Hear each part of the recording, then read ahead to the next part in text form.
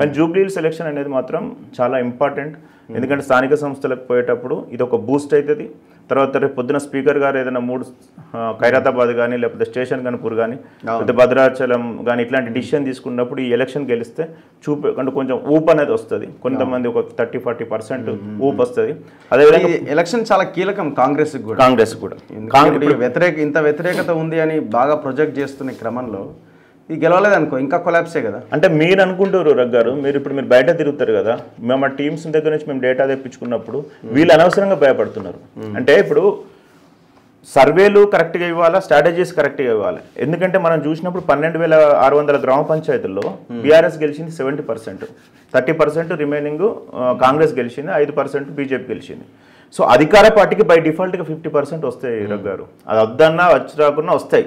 కాబట్టి ఇక్కడ మీ ప్రాబ్లం ఏం ఐడెంటిఫై చేసినామంటే మీరు ఏదైతే స్కీమ్స్ ఇస్తున్నారో లబ్ధిదారులు ఎవరున్నారో వాళ్ళని ఐడెంటిఫై చేసి ఓట్ బ్యాంకు మార్చుకునేటువంటి ప్రక్రియ కంప్లీట్గా కాంగ్రెస్ పార్టీ ఫెయిల్ అయింది.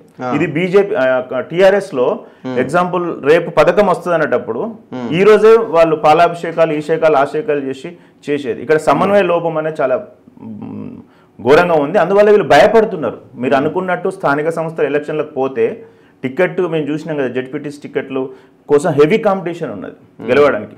అయితే ఇంకొకటి కూడా ఇంపార్టెంట్ పాయింట్ గుర్తుపెట్టుకొని మళ్ళీ 3 years తర్వాత మనం డిస్కస్ చేద్దాం. మనం అప్పటి వరకు 60% ఆఫ్ ద లోకల్ బాడీస్లో గెలిచిన వాళ్ళు ఎవరు కూడా ఆ పార్టీలో ఉండరు ఇప్పుడు.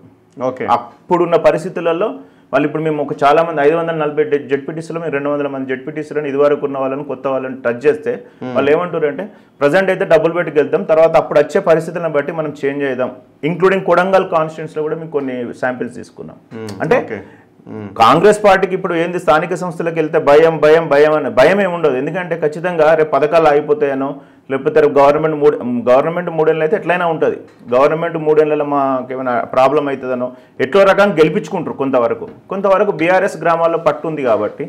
కాకపోతే కొంతమంది ఎమ్మెల్యేలు ఇప్పుడు ఎగ్జాంపుల్ సిరిసిల్ల ఉంది, సిద్దిపేట ఉంది, తర్వాత కొన్ని ఏరియాలలో ఎమ్మెల్యేలు కొంచెం గట్టిగా ఉన్న దగ్గర మాత్రం కొంత వస్తుంది.